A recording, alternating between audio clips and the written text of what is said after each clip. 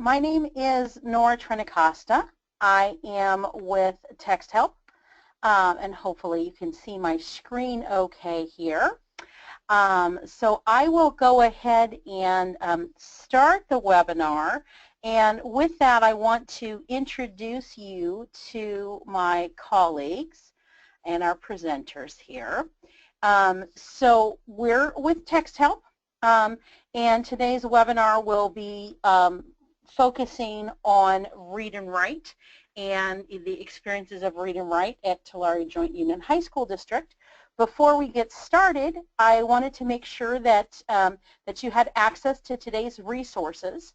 You will find in the handouts, for those of you that are not Googly, you will find a Word document that you can download, or you can go to this link here, which is also in that Word document.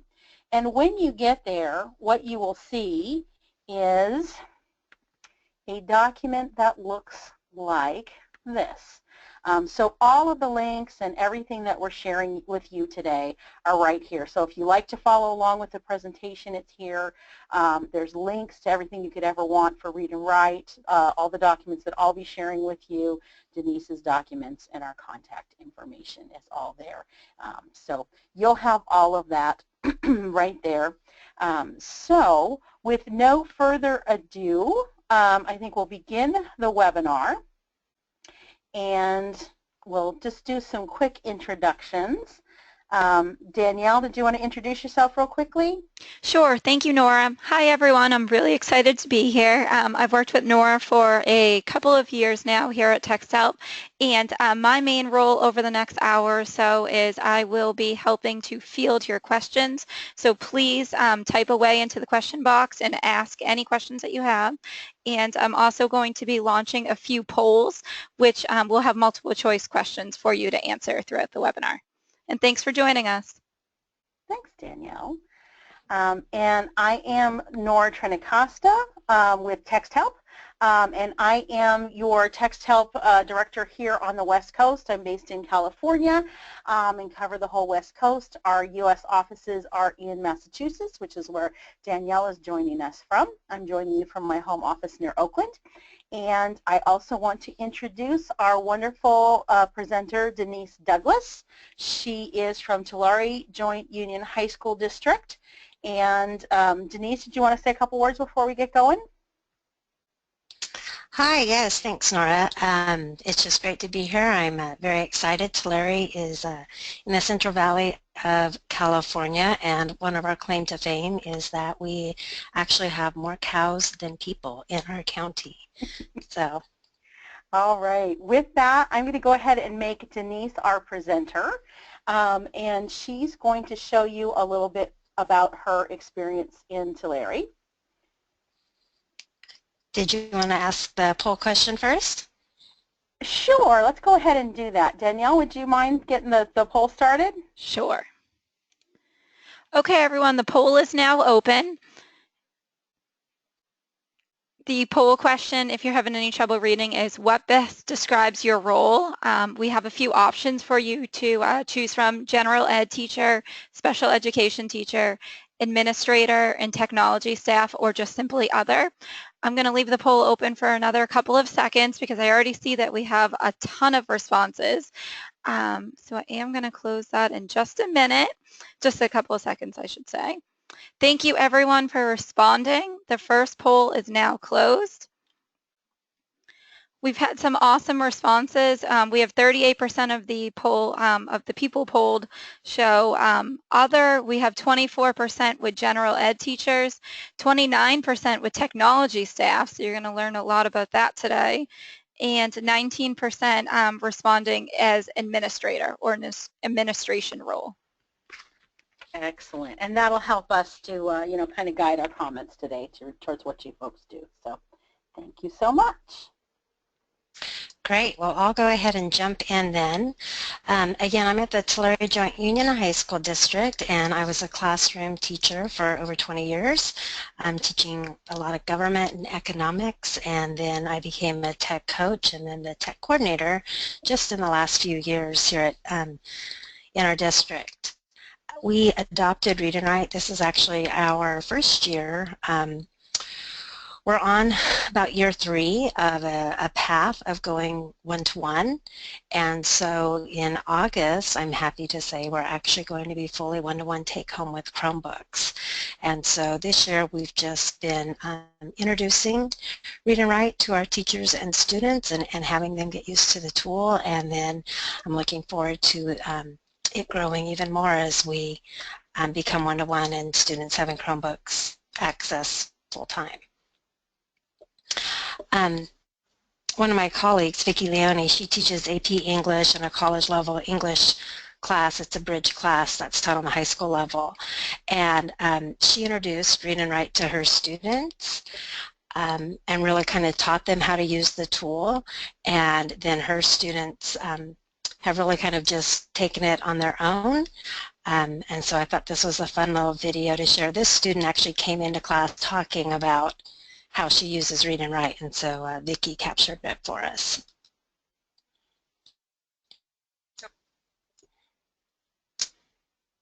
That might be a bad idea. How you use Read and Write with your essay? I played it from the beginning to the end, and I'm still going to use some of my paragraphs, but I'm just going to rewrite it because some of the paragraphs did not sound right. So one of the things that we found is that, you know, when students write an essay, even if they go back and read it, they can't often catch their own mistakes. It sounded very different than what I thought. Interesting. Are there any other ways that you use Google Read and Write? I highlighted what I did wrong. Okay. Like I paused it and then I highlighted it. Excellent. Okay, thank you. So there you go. It's just one way of sort of extending that writing process and allowing students to hear their writing and do some self-correction in addition to having some peer editing and feedback. I have a quote from Vicki. Sorry, I need to escape for a second. My video, I think, has kind of frozen my screen. There we go.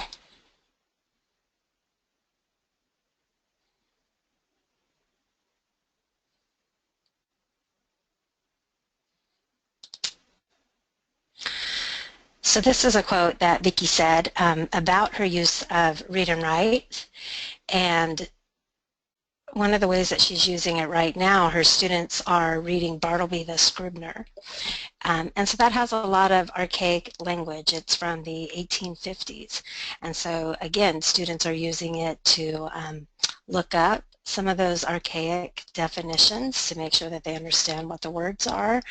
And then one thing that I thought was really interesting is that Vicki actually has her students use Read and Write to have the material read to them, because she said since it is, you know, archaic language, it can actually be exhausting just doing the reading. And she really wants students to focus on the content and analyzing the content. So she'll use Read and Write to have the document being read to the students so they can hear it as well as, you know, read along with it. And that really has helped her students just have a greater depth of understanding.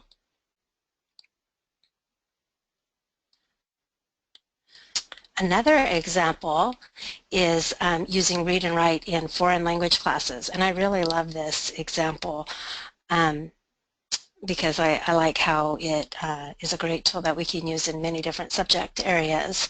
So in this area, a student created a Google Doc, and they were researching culture in another country, but then they added a voice note to demonstrate their ability to speak in another language. So I have that here, and I'll let you hear a bit of that voice note. Bolivia ocupa 1.083.301 kilómetros cuadrados de terreno y 15.280 kilómetros cuadrados de agua, lo que la convierte en la 28 nación más grande del mundo. So for foreign language teachers, they've got 35, 38 students in a class, and it's often difficult to get to hear every student speak the language. And so I love the fact that students are able to just use a Google Doc, type their work, but then go ahead and add that oral component to their assignments.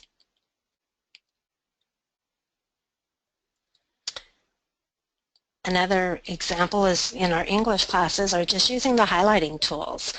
We're really working on having students annotate texts, and so this is just a screenshot of an article where students would go through and highlight a claim and then use a different color to highlight evidence.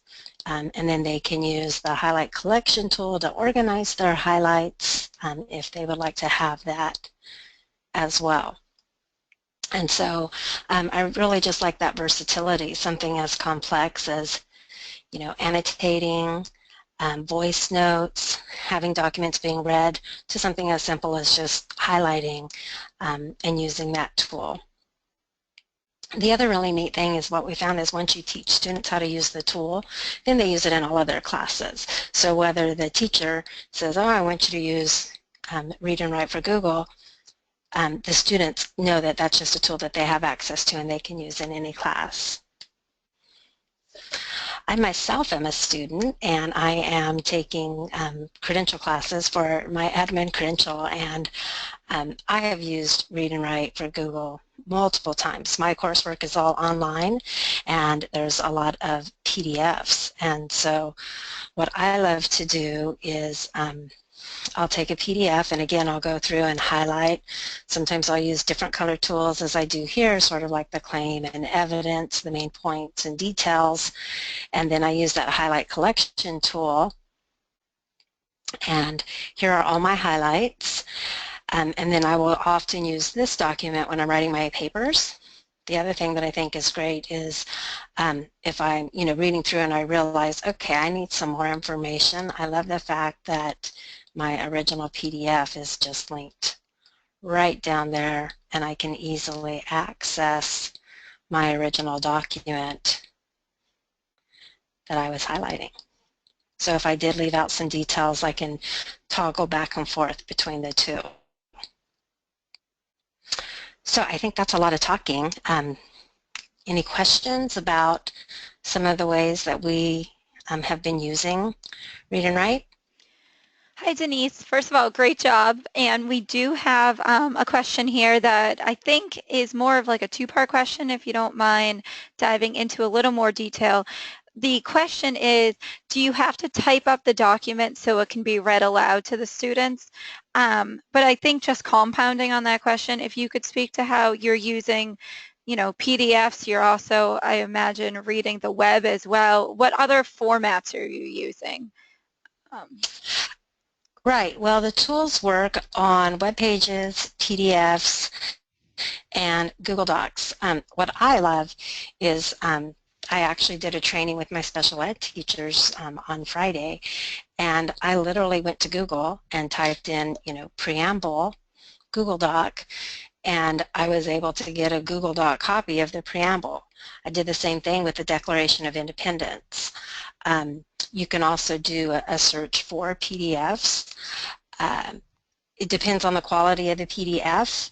Sometimes if it's just a picture of a document, it's a little more difficult, but there's lots of great ways to convert those PDFs to Google Docs as well and then use the tool there. So we mainly use it in Google Docs, but we also have used it on the web and PDFs. Great, thank you. And we did get a follow-up question along the same lines. And basically what I think everyone is asking that you did answer, yes, is it works.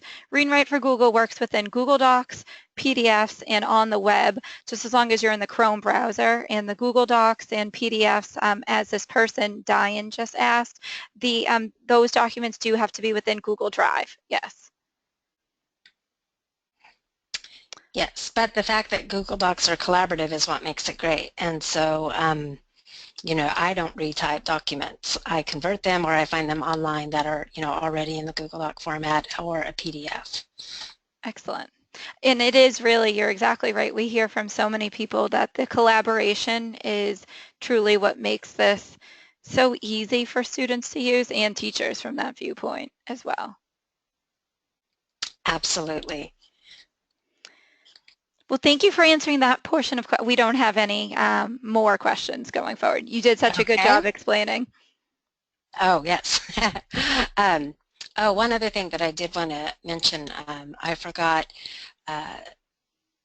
on the voice notes. So I showed you a student example here of a voice note, but one other way that we've been using the voice notes is just for teacher feedback. So, you know, what we have learned is that writing comments on documents is not always very effective. That, you know, we spend a lot of time handwriting comments, often in red ink, and not very much time is spent on the students or spent by the students on reflecting on those comments. But we found it very effective for teachers to leave voice comments on Google Docs for students.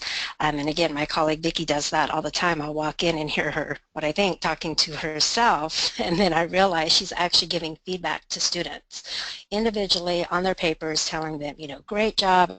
I really like how you did this and this. Next time, make sure that you, and, you know, she will give them feedback, and it's been found to be so much more effective than just, you know, writing on the students' papers. You know, we do actually have one other question, sorry, before you move on, that I think maybe Nora should answer if you don't mind. We got a question in terms of what other formats does Read&Write for Google work within, such as Google Slides and Sheets? Are you going to be bringing that up during your demo, or could you speak to that now? Absolutely. Thank you. I will make thanks, Danielle. I will make sure to show you folks how we work with the different file types. So that was Google Docs, websites in the Chrome browser, PDFs. We also work with EPUBs, and for those of you who haven't used EPUBs very much, it's kind of like a super PDF, and there's lots and lots and lots of them available for free, as well as Google Slides. Currently, we don't support Google Sheets, but we have lots and lots of great tools. The other thing that I will do, I heard a lot of questions about, what if your document's not so great? We'll talk about some ways that you can actually make your inaccessible document accessible as well. Great, thank you. That's it for questions at this time. Great. So maybe Denise will share a little bit more about SAMRwise with us too. I will. So SAMRwise is a program I'm very proud of, and this is a presentation on it. There's a bit link, and then I know that Nora also provided a web link. So when I became a technology coach, no one in my district had been a tech coach yet. Oops, let me back up. And so it was really, we like to say we were building the airplane as we were flying it, and sort of figuring it out as we went. And I actually went to a presentation by Coachella Valley Unified School District, and they called it SAMRwise. And it was when I saw that presentation that it really clicked for me, and I went, this is what my job is. So I have full permission of Coachella to, I started with their resources and then have added to it and renamed it for SAMRwise, and this is our technology integration program that we use with all of our teachers to prepare them for a one-to-one project and just really for integrating tech in their classroom. So that's a little bit about me. A little bit about the SAMR model. I'm not sure how familiar people are with this model, but it was designed by Dr. Ruben Puentedura, and it just really outlines the different levels of integrating tech into classrooms. So starting at substitution, for example, writing an essay on Microsoft Word or Google Docs instead of handwriting it. That's just a substitution level where the tech is just a tool substitute. There's no real functional change. And then you can move up the levels. With augmentation, the tech is still a substitute, but we're getting functional improvement. So in Google Docs, that's things such as the ability to collaborate on one doc and have that collaboration, be in real time and to allow teachers to comment, etc.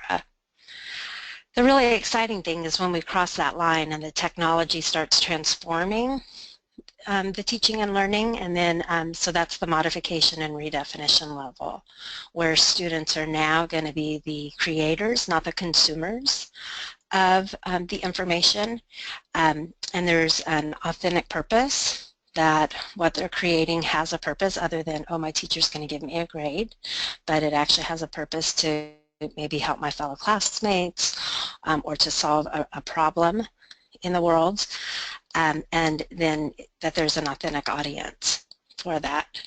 So we take the SAMR model, and these are just some of the resources that I have found, and this presentation, there's links to sharing a ton of resources. I love how the SAMR model is also aligned really well to Bloom's, or DOK, depth of knowledge. What we have found is that when you go higher up the SAMR model, so to the modification and the redefinition levels, which are down here, that you tend to also get to higher levels of Bloom's, so more analysis, evaluation, and creation. So they really do work very well together, and they kind of go hand in hand. And so this is a fun little resource that if you go to the website, all of these are actually little links to, they used to be iPad apps, but many of them are now Web 2.0 tools. So SAMRwise began, again, I learned about it from Coachella Valley Unified School District. We started in November of 2014 with 10 teachers, sort of like, hey, let's jump in and try this. And we just kept adding different cohorts. Initially, because we were rolling out carts of Chromebooks, and so not every teacher, even right now, has a cart with Chromebooks. And so it was sort of the carrot of, oh, well, if you want a cart of Chromebooks, you need to do our SAMRwise training. It is now a mandatory training since we are going to be one-to-one. And in the last 2 years, we've trained over 175 teachers. So it's really grown and has been a lot of fun, and it's just also been amazing to see the ways that teachers and students are integrating tech in their classroom in just 2 short years. So the requirements, teachers attend 5 biweekly meetings. We have an introduction meeting where we talk about the program and what SAMR is. We also use TPAC, which is technology, pedagogy, and content knowledge. So we really focus a lot on the how and the why, not just the tech tools. The other 4 meetings that learn about the SAMR level at each meeting. So for example, last week I did a session on substitution level. They learned about that level, and then teachers go back and actually teach a substitution level lesson. And they document that lesson, they type up a lesson plan.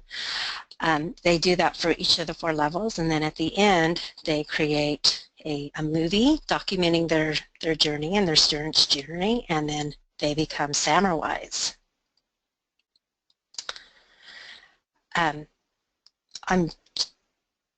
The video that they complete, I'll just show a brief little clip of it so you can see. It's kind of a fun way for teachers to reflect upon their journey.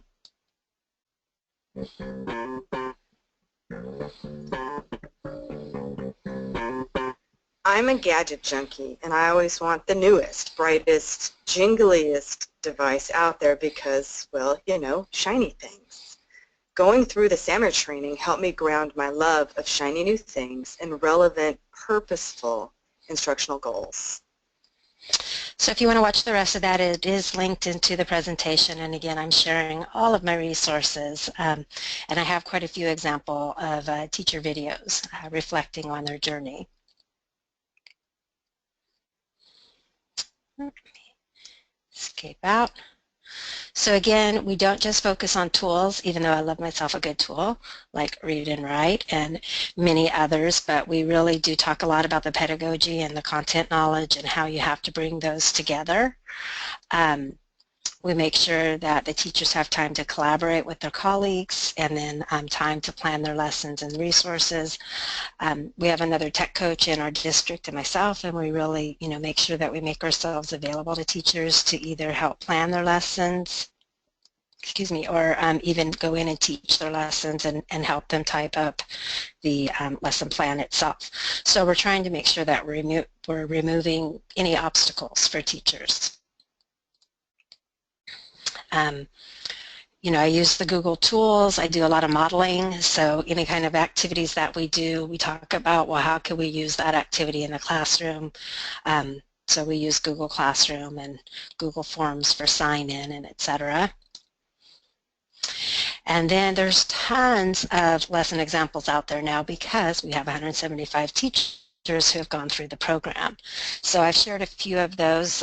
Again, there's a spreadsheet with some shared lessons based on the different levels as well as different subject areas. And then we've done some really fun presentations called the Summer Smackdown last year at Annual Q. We kind of went with the the March Madness theme in Palm Springs, and so we had 8 teachers who presented their lessons, and then I put them in a bracket, and so it was substitution lesson versus substitution lesson, and the winner would go on and present their augmentation lesson. So we did that again at Fall Q, and so the nice thing is there's 32 lessons at this Summer Smackdown, and then I believe 28 lessons at the Summer Lesson Smackdown from Fall Q. And there's a wide range of grade levels plus different content areas as well. So you can kind of go through and see all of those different lessons that teachers are sharing.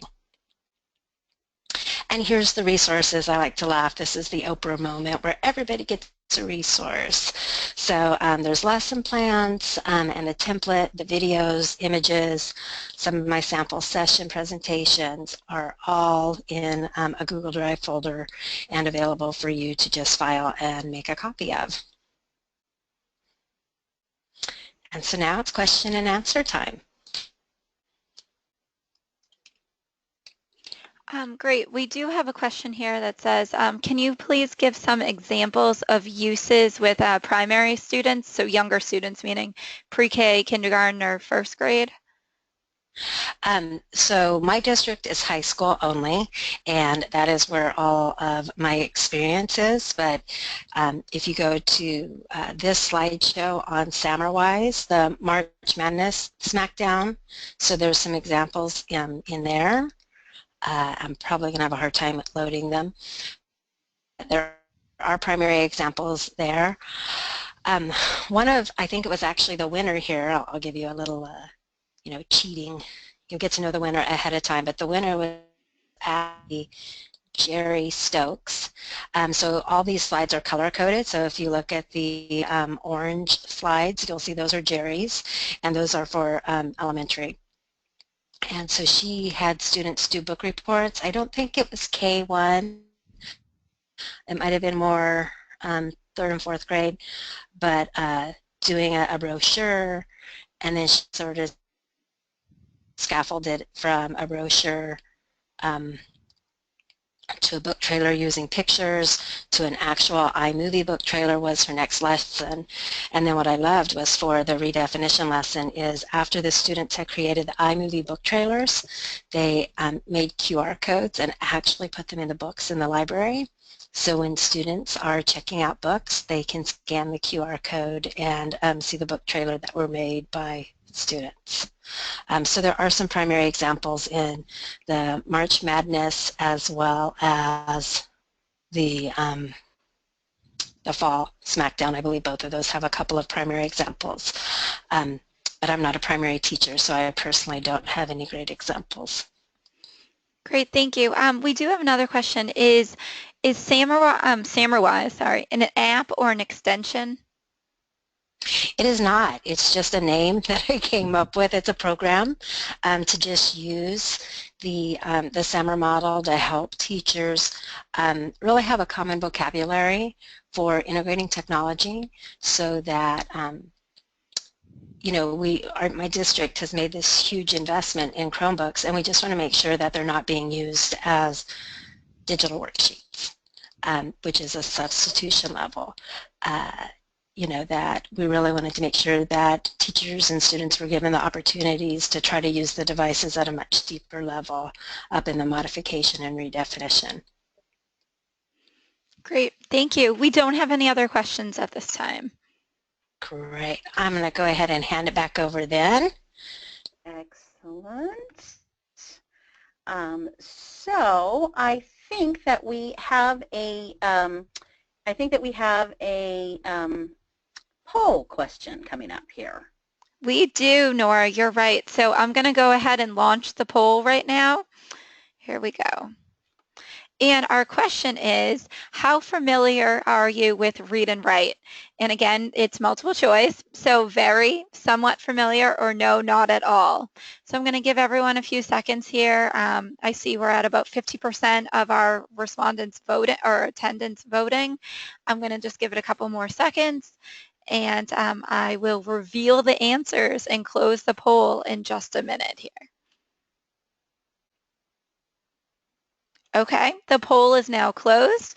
We have 50% of our attendants saying they are somewhat familiar with Read and Write, 41% with no, not at all. So Nora, it's in your hands to discuss it, and 9% are showing that they are very familiar.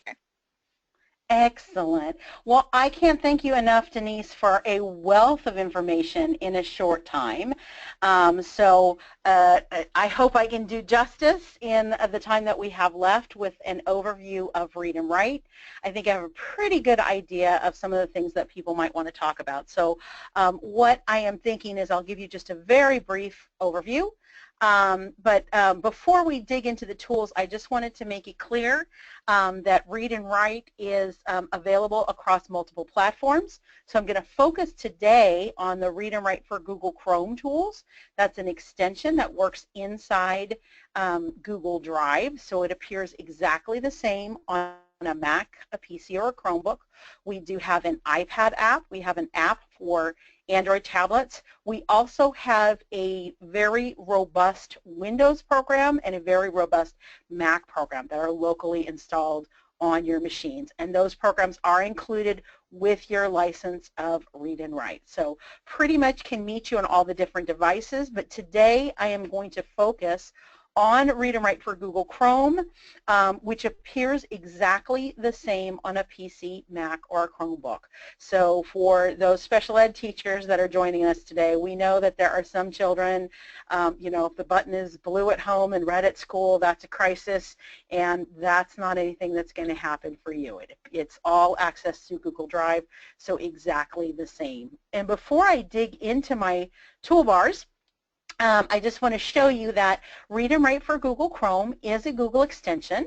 That means that it works inside the Google Drive, and the different types that we work with are Google Docs, Google Slides, PDFs, EPUBs. Some of you special ed folks may have some KES files hanging around from Kurzweil. We can also process those. And we can work with websites in the Chrome browser. So with no further ado, I'm just going to drop right into my Google Drive. And so you should be able to see a Google Doc right here. And I'm just going to press, this is the toolbar up here, so you can see I can swing it out of the way if I want to. And all I have to do to make this speak to me is just press the play button. The perimeter of a polygon is the distance around. And I'm going to pause it to show something kind of important, actually. You can see that as it was speaking the word the word was lit up in a contrasting, in the dark blue contrasting with the yellow. And there are studies that date back to the 90s that actually show that when students have access to what's called dual highlighting or dual synchronous highlighting, where they see the sentence or the phrase or the paragraph lit in one color and the active word that they're hearing lit in another color. There's studies that show your average student reads and comprehends 2 levels higher than they normally would. And for our students with disabilities, the average increase is 5 levels. So I'll stop that and show you I can just click anywhere here in the document. To find the perimeter of a So pretty easy. We have lots of customization settings. You can go in here and you can choose a different voice. You can make it faster and slower. I see lots of folks from the Central Valley, so some of you may have some dual language programs. You can choose a Spanish voice, and that is Mexican Spanish.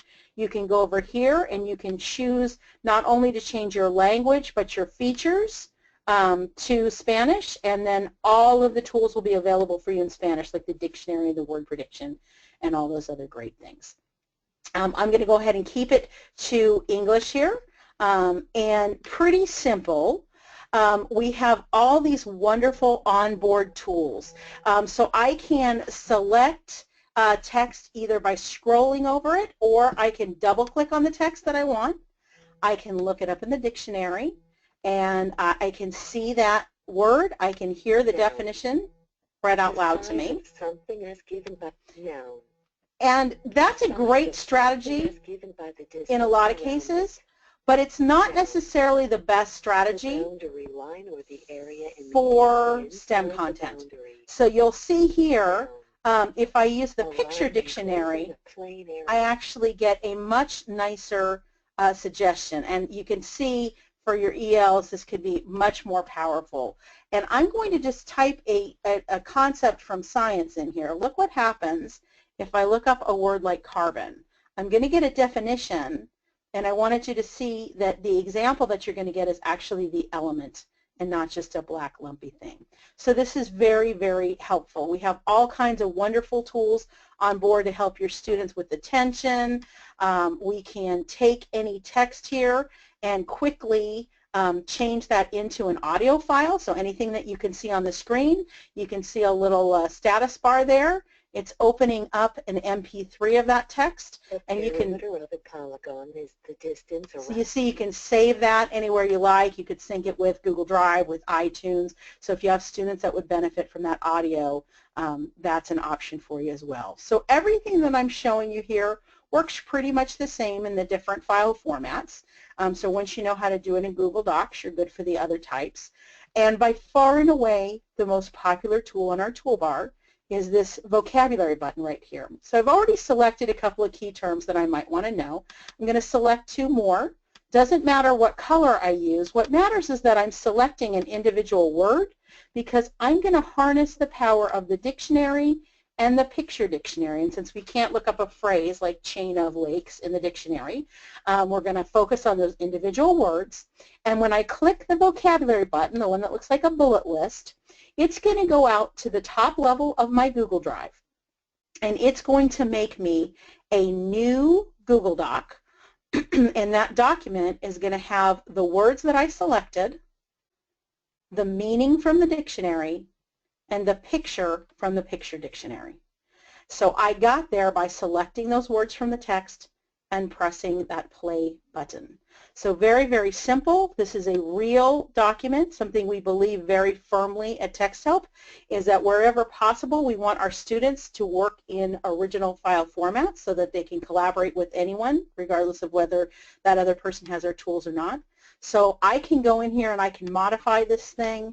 And what I like to do is to use this really to drive a class discussion.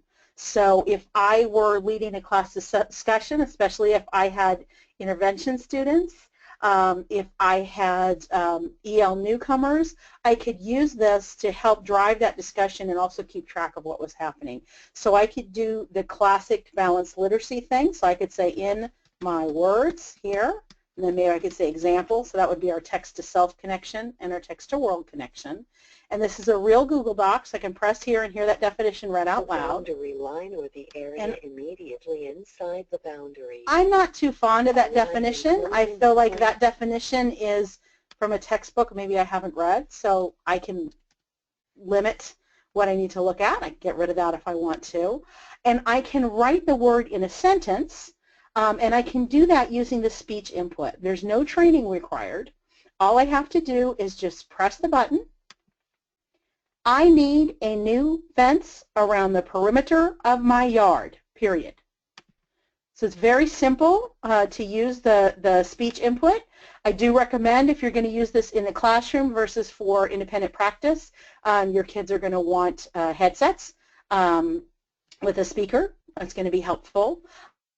We could go out to Google Translate here, and we could add support in the student's home language. So if we wanted to take this content right here, and of course we could translate to, probably Spanish, I'm guessing for most of you is the predominant language. So I could choose Spanish here if I wanted to, and I can drop this right in here, and that's simple. I choose to use the Google Translate for two reasons. One, there is a Google Translate add-on, but it's not as robust as what you get over here. The other cool thing is, let's say you have Punjabi students and you want to offer that home language support. I don't have a Devanagari font, but it doesn't matter because I just borrowed it from Google Translate. So you can go in here and change this if you wanted to build sort of a, like a home connection piece there. It'd be very easy. You could write an equation here. You could find a website. Again, I'm going to select some text. I'm going to hit this Fact Finder button, and what that's going to do is it's going to be a one-click Google search of anything I have highlighted. This is very helpful for your special ed students and your ELs who have trouble with multi-step directions. So it's just one less step. We can look at this, and maybe this is something we want to go back to, and we can go right here and we can put that link in here to revisit. Let me re-enter that there. We could ask ourselves a question, because I noticed something interesting over there, and I'm just going to make a little task here and say,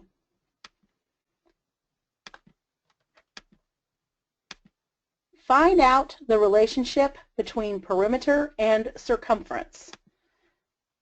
And then another strategy that's very, very helpful is to have the students not only rely on the picture from the picture dictionary, but to actually do a Google image search of the term. So if we go up here and we search for perimeter, and we do a Google image search, what we're going to do is we're going to ask the students to really analyze these different images and maybe select one that's most helpful to the class. So if the students selected this one, I would ask them why they selected it, and maybe point out that it's a little misleading because it's a rectangle. We've already used a rectangle, so we might want to look for an irregular shape. This one might be nice because it actually has the formula in it, so that could be something that's very helpful to students. I personally think this one is very helpful because it has not only multiple shapes, but it has the formula, which could be really helpful to us later. So we can, have a nice discussion as a class, and then we can choose whatever we want to add there. So we're really building understanding as a group. We could do this from a website. We could do this from a PDF. So that's one way you can use this vocabulary tool. Another way is perhaps you've built this up, you might have shared it on your class website, you might have shared it with the families at home, so they have that extra home language support. If you wanted to offer some additional practice opportunities, you could make a copy of this, save the original, make a copy of this, and then take some of the elements out of it and let the students go back and find those again. So if you need unlimited practice opportunities, you could remove certain portions of the text here and have the students kind of rediscover and think about that content in other ways. Lots more we can do over here, but the last thing I want to show you is our word prediction, which is very, very easy to use. It's much better than what you're used to on your phone. So let's say you wanted some support with writing. You can open up the word prediction and you'll see a list of words. It will speak them out loud as I hover over each one. So I'm going to create a sentence here just by choosing words as they come. More than. Important than. And I want to point out that we see the word THAN in the list, but we do not see the word THEN in the list. This is contextual. There is no reason why you would say there is nothing more important, THEN. There will probably be some punctuation in there. You'd say there is nothing more important, period, then go take the bus. So it helps your students with word choice. It helps your students with word endings, right? So it also responds to my typing. And C. Okay, so pretty easy to make a nice sentence. And this elevator you're in, I am going to change this to a, I'm going to change this now to a slightly different level. So I'm going to change this to a lower level. I'm going to write like I'm a primary student. I know we got some primary teachers out there. So look what happens to my word choice when I choose some very simple words. Can you see how the choice of words was drastically lower? They're not multisyllabic words. So we've got that kind of support. Now we can take our dictionary and our picture dictionary and we can turn those on so we get even more support. So if I want to play a sport that starts with B, but I'm not sure, Baseball. I can look at those clues. With my And I know the word starts with F, but I'm not sure. father, family. So I'm going to choose friends. And then likewise, we understand phonetic spellers. So I'm going to try and tell you I like pizza. Friend. Is part. Food. And I'm not going to spell this how you normally would. So I said P-I-T, and I've got pitted, and I said Z, and it's trying to find a food word. It's got Ritz, and then I put an A, and I've got a couple of choices now. Pizza. So even if you're not a conventional speller, we'll be able to help. So you saw how we were at a general level. We took it down to a primary level. Now I'm just going to show you how contextual this is. So I'm going to put a very college kind of word in here. And you'll see how the level went up. Situation. Between. Now look at the choice. Israel. And So you can see it really does know what we're talking about. We're using data from Google.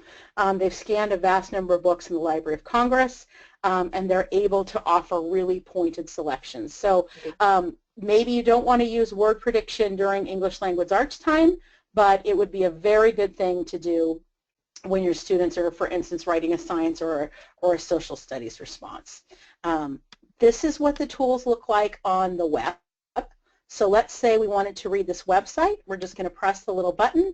You'll see most of the tools are very similar. We can either scroll over the text that we want and press the play button. However, in a stunning website, Or Williams, we can just hover to speak, however, which is really nice if you have a lot of menus and you want to read those things without accidentally clicking on them. So other than that, everything works exactly the same online. The only thing that's different online is this feature right here. So we've got a simplify feature. We also had the same on Google Docs, but you're unlikely to need it in Google Docs. You can see when I go to select this text how I get sort of a no-no symbol. That's not accessible text. So one of the ways we can help you access text, if it's just a little chunk and you need to do it right now, you can actually use this screenshot reader, this dotted line button, and when you press it, you'll get a little crosshairs. You just select the text that you want to read and press the play of the mag this month. So it'll scan it for you. There's a replay button in case you need to hear that again. And then the last thing that's different for you online is this simplify button. So by pressing that, I got rid of all the visual images on the page and was just using the full text on the page. So if you have some kind of inappropriate content or something, you're in pretty good shape there. So any questions about that, just put those in the comments there, and we'll get to those. I wanted to share also with you really quickly what a PDF would look like using Read and Write. So you can see when I open it, it's opening automatically with Read and Write. I've set that as my default. And the tools look a little different, but they work exactly the same. If we wanted to enter input, we could use the word prediction. What I've done here is I've actually made a note for the students. We're comparing and contrasting, and they're highlighting things that are good for birds in green and bad for birds in red. We're reading about how pesticides travel up the food chain. So I can mark those things as I go through the text. So I can mark some of the good things, I'll mark some of the bad things, and then when I'm ready, I'm going to hit the Collect Highlights button, and I'm just looking at the green and the red. I can name it whatever I want, so I'm going to call it Raptors, and again, it's going to go to the top level of my Google Drive, and it's going to make me a new Google Doc with just the good things that I selected and the bad things that I selected. So it's a really great way to bring in the standards. Pretty much any genre, any standards-related skill that you're looking at, you can do that. One other really great feature is the annotation. So I clicked this T for typewriter, and I can add notes right into the text. I can type it in, but I can use word prediction, but I can also do this with my voice. I can answer the question just by reading out loud, and it will appear right on the test. I'm going to answer the question, and it's going onto the page. And then I can hear it read back. I'm going to answer the question, and it's going onto the page. And you can scroll this around if you need it to be in a different answer blank. You can do that. So ideally, I think a lot of us are moving away from that worksheet situation, but we absolutely have options. And I will really quickly show you our SnapVerter app will allow you to take a photo of a worksheet with your phone, and once you have that SnapVerter app installed in your Google Drive, you will go to the Drop Here to Convert folder. You will either draw up you'll either recall or upload a file that you want in there. If somebody shares something with you in an email, you can save it to this Drop Here to Convert folder, and this is sending a post to our server. We will bring that onto our server, we will scan it for you, and your finished item will turn out here. So let me give you an example. You can tell really clearly that I've taken a photo here with my cell phone of a graphic organizer on the wall in a primary classroom. And it's nice to put all these things on the wall, but for our students who aren't conventional readers, they are not going to be able to read the directions and participate. Think of some jobs that you do each day, such as making your bed or tidying the... Right, and I can just go right in here and say jobs I do with partners, and I can add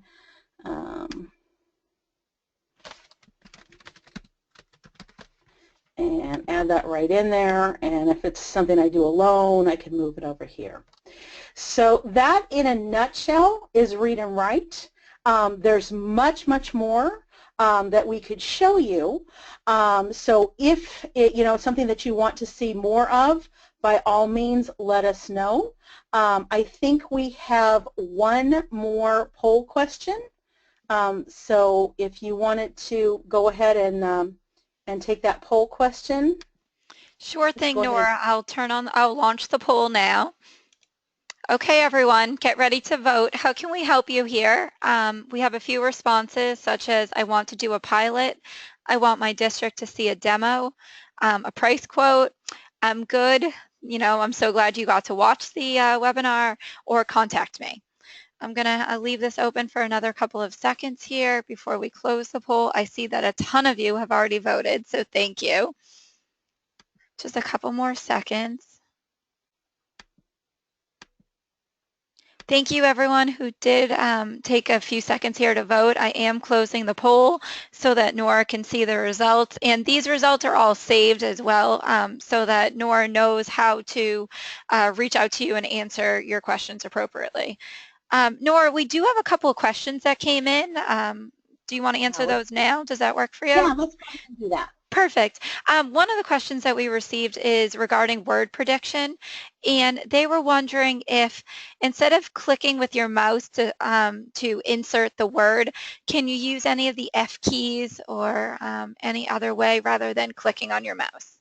Indeed you can. So I'm just going to drop right down in here to give you guys a quick view, but you can see there is a number next to each word.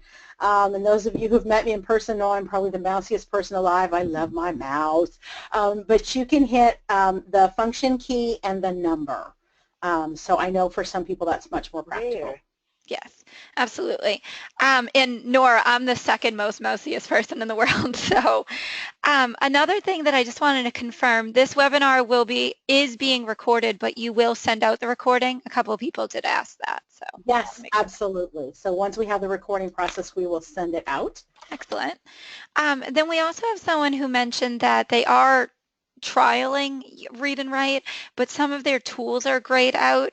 Could you maybe, do you have the link to Read Write Free for Teachers to make sure that they registered properly? And excellent question. So Read and Write for Google Chrome is always free for teachers. So what I'm going to do is I'm just going to press the play button and let you see what happens when we read some text.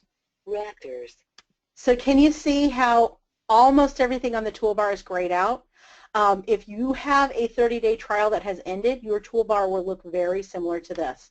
And we want you to have everything. So at the end of the 30-day trial, if you don't do anything, you will be on our free version, which includes text-to-speech for Google Docs and websites in the Chrome browser. You won't have access to PDFs or EPUBs. And you'll have like a much limited version.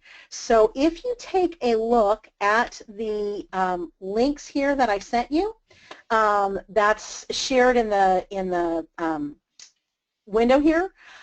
There are lots and lots of different places that you can go from those links. But this one right here, this Read and Write for Google Chrome links, this is something that I keep current. So you will find a direct link to download the extension. Those of you who haven't tried it, this will take you right to the Chrome Web Store to download the extension. And then this will take you right to the link where you will register for your free access. Okay. And sometimes people have questions about, what does this mean, your district or school administrator?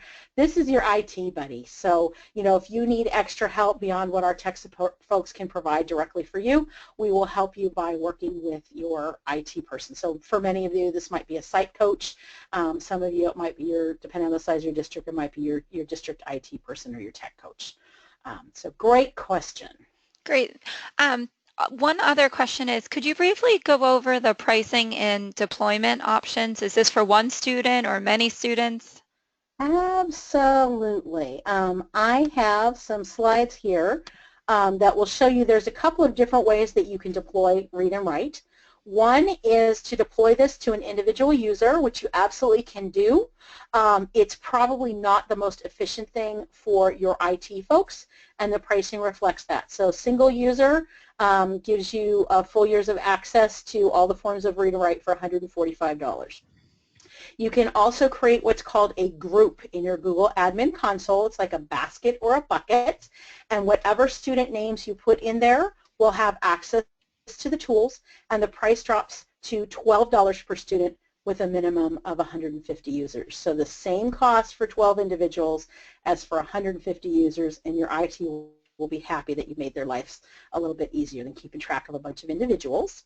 And then the third way you can deploy, and I see a couple of attendees here that have their domain licenses, is to actually push it out to everybody in the district, and the price drops really dramatically there to $1.75 per student. And that's based on your total enrollment. So here is an example. If you were to have a school district with a student population of 10,000 students, to push it out to the entire domain would be $17,500. If you were to go to all the trouble of creating a group For these 2,900 students, just your students designated LEP or ELL, or your IEP students, it would be considerably more cost-wise and more effort. So we've made the entry level very low for that district level. Basically, if 15% of the students in your district are going to use the tools, it's going to be cheaper and definitely easier for you to go ahead and push that out to everyone. Thanks for the great question. Nora, we don't have any other questions at this time, and I'm sure you'll be covering more in your follow-up email as well. Excellent. I will send lots of wonderful links. And I want to thank Denise again. My goodness, she gave us a wealth of information and expertise. We were so lucky to have her on our webinar. So please stay tuned. I will send a follow-up email with a link to a recording of the webinar and lots of great recordings. If there's any way that I can help, you've got my contact information, so definitely feel free to reach out. Thanks again for joining us, and we really appreciate you spending your afternoon with us today. Thank you, Nora and Denise.